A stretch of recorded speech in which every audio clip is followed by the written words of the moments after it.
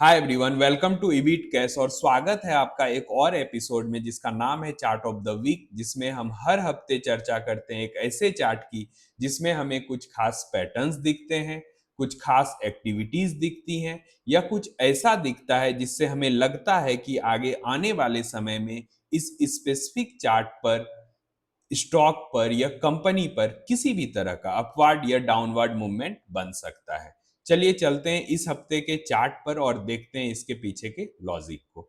आपके सामने जो चार्ट खुला हुआ है वो एचडीएफसी बैंक का है। हमारी नजर इस हफ्ते एचडीएफसी पर क्यों गई? इसके चार प्रमुख कारण है। पहला कारण इसका फंडामेंटल। अगर आप एचडीएफसी के फंडामेंटल्स को देखोगे और इसके फंडामेंटल को आप सिर्फ स्क्रीनर से एनालाइज नहीं कर सकते, क्योंकि ये हमारे देश की एक जायंट बैंक है। मतलब एक ऐसा बैंक जिसके चलने से पूरा बैंक निफ्टी चलता है, यानी इसका वेटेज काफी ज्यादा है, ये काफी लंबे समय से बाजार में काम कर रही है। अगर आप इसका कंपैरिजन किसी इनिशियल स्टेज के एनबीएफसी या बैंक से करोगे तो वो ग्रोथ में काफी कम दिखेगा, क्योंकि एचडीएफसी का बेस काफी बड़ा हो चुका है। तो इसको एनालाइज करने के लिए हमें और भी प्रोस्पेक्ट का ध्यान देना होगा। पहला प्रोस्पेक्ट, जितना कैपिटल एडुकेसी एचडीएफसी के पास है, उतना कैपिटल एडुकेसी किसी भी बैंक के पास होना इसलिए संभव नहीं है, क्योंकि एक बार जब आप कस्टमर्स को जोड़ लेते हो अपने साथ, एक कैपिटल बेस बना लेते हो, तो वो बेस आपको रेगुलर फॉर्म में क्या देने लगता है? प्रॉफिट देने लगता है। और ये कंटिन्यूअसली होता है, जो कि एक छोटे बैंक में नहीं होता है। क्योंकि एचडीएफसी बैंक एक तरह से लीडिंग बैंक कह सकते हैं इस पूरे विश्व का, तो नहीं बोलूंगा, अगर विश्व में भी देखा जाए तो हम लोग काफी अच्छे पोजीशन पे हैं अगर एचडीएफसी को देखें। लेकिन इस देश का सबसे बड़ा बैंक है कैपिटल, जो कैपिटल मैनेज करता है। अब आते हैं इसके और भी दो तीन ऐसे कारणों पे जिस पे शायद ही किसी की नजर पड़ती है। सबसे पहली बात, एचडीएफसी जब किसी भी पर्सन को, इंडिविजुअल को, फर्म को लोन देती है तो उनका जो प्रोसेस है लोन देने का, वो सारे बैंकों से अलग है।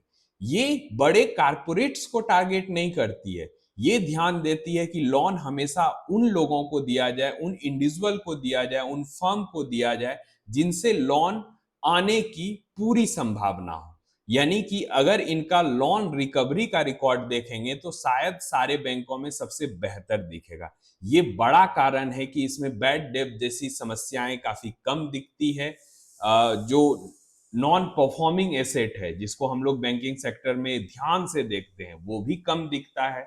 और इतना बड़ा बैंक होने के साथ, क्योंकि ट्रस्ट और गुडविल इसके साथ है, तो ये फंडामेंटली काफी स्ट्रॉन्ग शेयर बन जाता है। अब आते हैं दूसरे पॉइंट पे। दूसरा पॉइंट हमारा है कि टेक्निकल में अब कंसोलिडेशन को काफी इंपॉर्टेंस दिया जाता है। और जब एचडीएफसी के कंसोलिडेशन को आप देखोगे तो ये फरवरी 21 से शुरू हुआ था, यानी लगभग 4 साल की अवधि है। जब हम आज खड़े हैं यहाँ इस समय में, इस 4 साल के अवधि में इसने इसी रेंज में, आप देखोगे ये 1600 से 2000 का रेंज है, इसी के बीच कंसोलिडेट किया है। और इस बार काफी दिनों बाद यहाँ पे हमें इसका एक डिसाइसिव ब्रेकआउट आता हुआ दिख रहा है। ये ब्रेकआउट लगभग 1863 के आसपास आया है। और अगर एक कंसोलिडेशन जोन पर लाइन खींचे तो वो 1700 के आसपास खींचेगा, 1715 के आसपास। ब्रेकआउट यहीं पर आया था, फिर रिटेस्ट करने आया और फिर यहां से एक मूवमेंट बनाया। अब यहाँ पे हमें क्या ध्यान देना है? ये तो हो गई दो दो बातें। तीसरी बातें ये है कि यहाँ पे डिविडेंड, आप देखोगे पिछले वीक डिविडेंड अनाउंसमेंट हुआ, और डिविडेंड अनाउंसमेंट होने के बाद यहाँ करेक्शन बाकी है। यानी जब भी डिविडेंड कोई भी कंपनी अनाउंस करती है, उसके बाद उस शेयर के प्राइस में एडजस्टमेंट होता है। यानी यहाँ हमें एक मौका मिलेगा, क्योंकि ये शेयर कुछ नीचे आएगा। अब कहां तक आएगा ये कोई भी नहीं बता सकता, लेकिन हम एक एजम्पशन लगा सकते हैं कि ये शेयर अगर हमें 1900 के आसपास, 1910 1920 इस रेंज के आसपास मिले तो काफी बेहतर होगा। और चौथी चीज ये है कि इस आने वाले समय में इसकी अर्निंग आने वाली है, जो कि एक पॉजिटिव मूव दिला सकती है इस कंपनी को।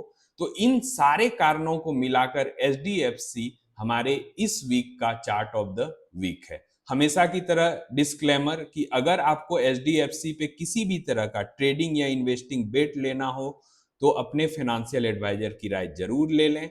मिलते हैं अगले वीक अगले चार्ट ऑफ द वीक के साथ। तब तक के लिए सारे लोगों को बाय।